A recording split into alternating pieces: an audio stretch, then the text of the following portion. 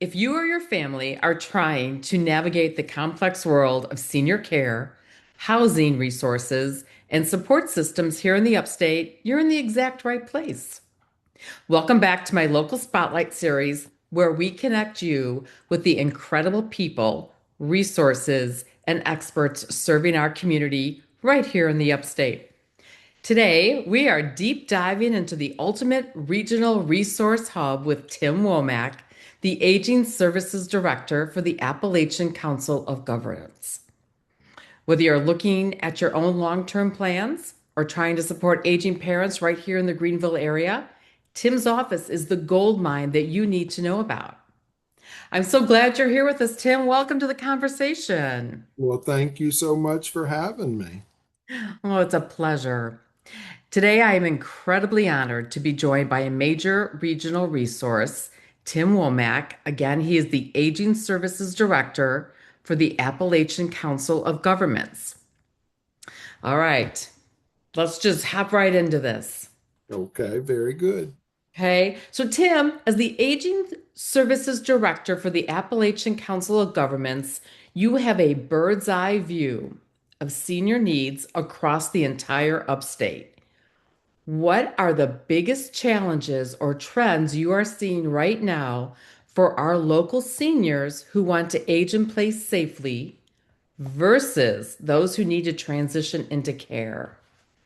Okay, so right now we are in the middle of doing our 4-year needs assessment. Okay. So we ask the community statewide through all of our 10 area agencies on aging, what are your needs? What do you need to be able to stay home and active in your community? So it differs a little bit nationally than regionally. Nationally, the number one need is transportation, Okay. transportation to doctor's appointments, to the grocery store and pharmacies, to get your hair done. Um, and in some parts of the country where there are food deserts, food insecurity is really high. Um, in the upstate of South Carolina, we are so lucky to work with all of our local Meals on Wheels. Meals on Wheels of Anderson, Greenville, Pickens, Cherokee, Senior Solutions out of Anderson, Oconee. We've got um, a group in Spartanburg that delivers meals. We work closely with Parks and Rec to get meals out to the community. So we are very fortunate. We've found in the last few needs assessments that we've done, yard work is very high. Before I started doing the needs assessments, I never even thought about that.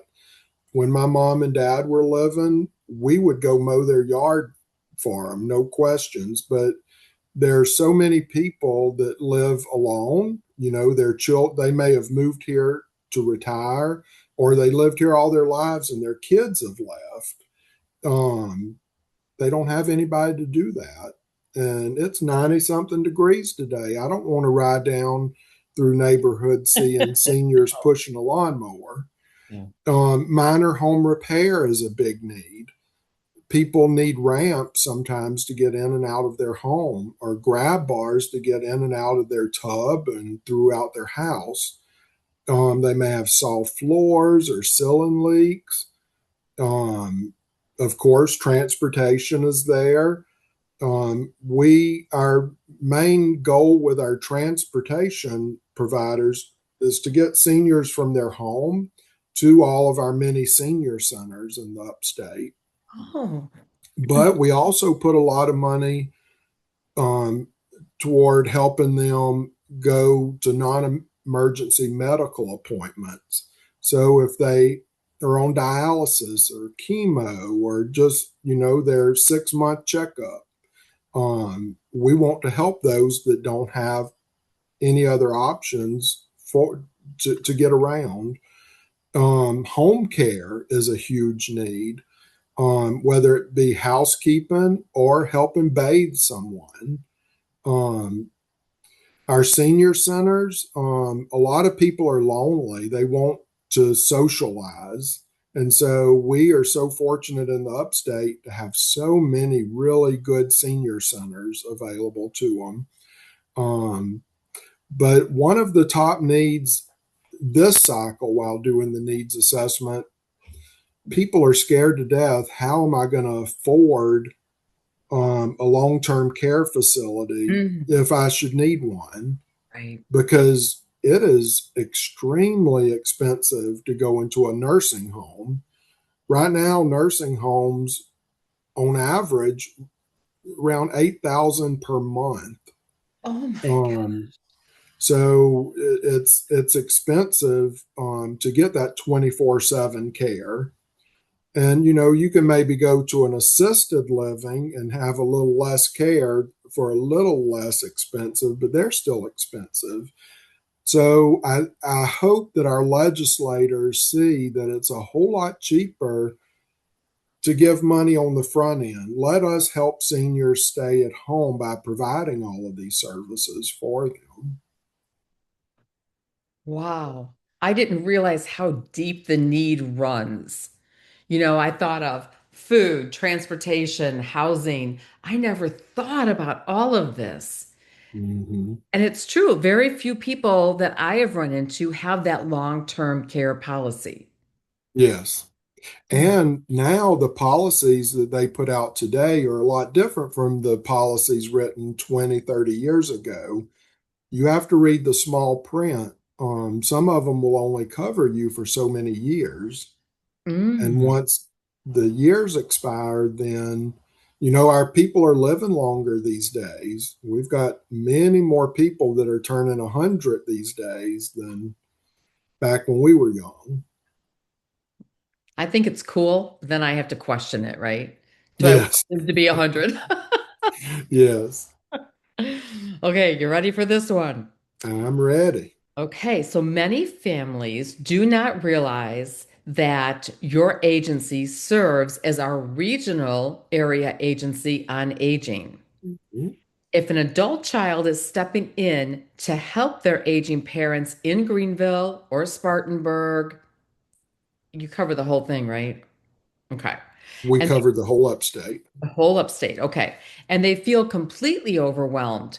What are the first two or three baseline resources your office can connect them with to lighten the load? Well, first, let me say this. Back in 1965, President Johnson and his administration passed the Older Americans Act.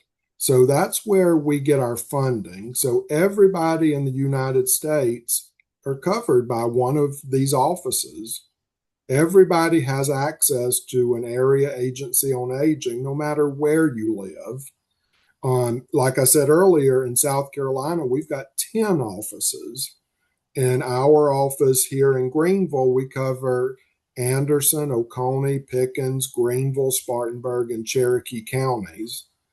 Um, so if anyone, whether it be a senior or a caregiver, called our office, the first thing we want to do is get an assessment on that um, the loved one Okay. or the senior themselves. So they may be calling us for a home delivered meal. They may not know that we offer transportation or home care. So in this assessment, we ask a whole lot of nosy questions. And it's Good. not just to be nosy. We want to see what all programs you may qualify for, and whether it's our family caregiver support program, or you may qualify for home delivered meals, transportation, or that home care. That assessment will let us know if you qualify. And even if you don't qualify for the services that we provide, we try to keep up with the resources in the community. So We don't help with utility bills or rental assistance, but we Okay. do know who else in the upstate may help pay those for you. Um, so we try to always work with the caregiver, whether that be a child or a next door neighbor or the person needing the direct help, to get that assessment done to see what all they may need. They may not even realize they need it. Wow. I do know that I've had people ask me before, and I called Gail Stokes, our friend Gail, Yes, at All About yes, Seniors. I love her. And I said, is there anybody that can help a senior where the people that love them and support them believe that they're being abused? And she said to reach out to you.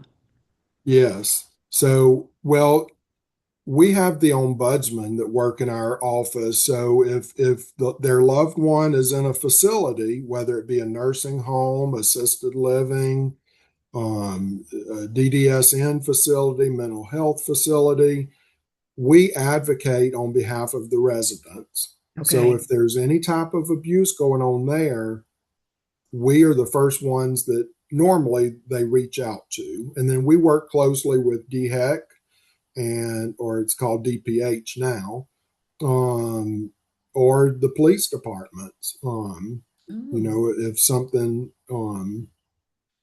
if there is physical or some sort of abuse going on in a facility, then we'll get that handled. Out in the community, that's more adult protective services through DSS. okay. But they are certainly welcome to call our office and we will walk them through whatever process. We want to be the resource for anybody aging related, whether you're about to age into Medicare and you don't know how to enroll, call our office. If you need to pick your Part D plan for Medicare, from October 15th through December 7th, we've got counselors on staff that help with that. And we're government, we're not going to push any plan on you. We're going to try to find the best plan for you. Um, and then you make that decision. But we will do whatever we can to help them either through us or through a resource out in the community. We'll do whatever we can to help them. Wow. And I don't know if this is a real appropriate question for you or not, but do you charge for those services? No, ma'am, we are government. People have paid taxes all their lives. Um, Now it's time for us to give back to you. So, whether it's through our family caregiver support program or any of the services that I mentioned, we do not means test for any of our programs. We're here to help you if you need help. And I do have to say we've got a wait list for many of our programs, but we're still going to go out and assess you because we've got a tiered system. The state database system determines if you qualify for any of these programs, and then they'll put you on a certain tier. So, tier one are those that really, really need the service, don't have any other options. Tier two, they may have a little family support or neighbors, friends. A tier three are just those that want the service, and they may, if for some of our like home care, those on tier three will probably never get it through us, but Oh, we can still offer them the resource. Gell's magazine, all about seniors. We send dozens of those out every day. It's kind of like the yellow pages for seniors. right. And so we're going to help guide you no matter the situation. And if they need legal help for any of that, we partner with South Carolina Legal Services. If South Carolina Legal Services take your case, then we will pay for it. So, like if somebody's being wrongly evicted, um, we're here for you. Um, I love that. I love everything about you and your agency. well, I just need thank to you. find more ways to promote you. Yes, But I got to yes. work on. All right, now I have a question. It's kind of real estate and housing, it's kind of connected that way. Mhm. So, I am a seniors real estate specialist, and a major part of my senior transitions involves navigating the equity in the family home, figuring out next steps. How do regional housing advocacies like Medicare, Medicaid, resources, and real estate specialists like myself best work together to protect our seniors from being taken advantage of? So we've all got to work together. It doesn't matter who is in office, whether it's Republicans or Democrats. The government will never be able to give us enough money to meet all of the needs. So it's important for all of us, all advocates, to work together, not only government organizations, but churches and families and all of the many nonprofits out here. Um, Together, we can make a difference, but there's no one of us that's going to solve all of the problems that we have. And I do feel we're pretty fortunate in the upstate. We've got great living conditions up here. The economy is good. Um, we do have, I mean, it's a beautiful, beautiful area to live in. The people are friendly. Um, and I think the majority want to help. So even the volunteers that deliver meals for Meals on Wheels, that do the volunteer projects for Rebuild Upstate, putting up ramps and things like that. People like you helping guide them when maybe they can't afford living in um, Botany Woods anymore. They may need to downsize. And, people like you are out there to help them navigate that. So we've just all got to work together and form those partnerships out in the community to maybe where uh, we are not duplicating services, but we're complementing each other. That's very good. That's very good. So, what would you say to people? What is one thing or two things that people just don't know about you and they should not be afraid or hesitant to ask? It's like going to the doctor. You've seen everything, right? I mean, there's nothing to be ashamed about. Absolutely not. I would love for everybody in the upstate, especially those needing help, if you're aging in place or at a facility, or you're a caregiver needing help, we are a resource, not the only resource, but a resource. And if we can't provide the assistance that you need, we try to find that resource out in the community for you. So, a lot of times we've got 4 full-time assessors, and anybody receiving a service through our funding, we have to assess them and reassess them annually. And so we get to know a lot of these people, and a lot of times they just need somebody to talk to Right. because Just they're lonely. And um, sometimes we just need to be there to listen.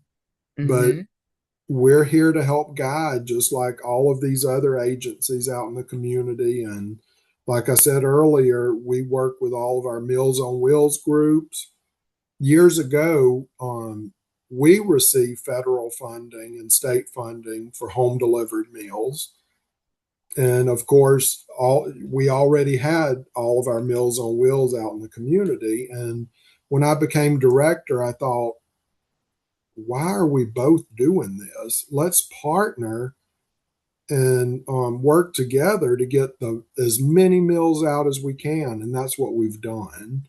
And that's just for meals. We partner with Rebuild Upstate, and we can build a ramp a lot cheaper than going out and hiring a contractor because they use volunteers. So a lot of times we pay for the materials, and then they get a volunteer group together and they get a ramp built for somebody. But we deal with dozens of different transportation companies and in-home care through our family caregiver program and our home care program. We deal with over 120 different home care companies in the upstate. So none of us can do this alone.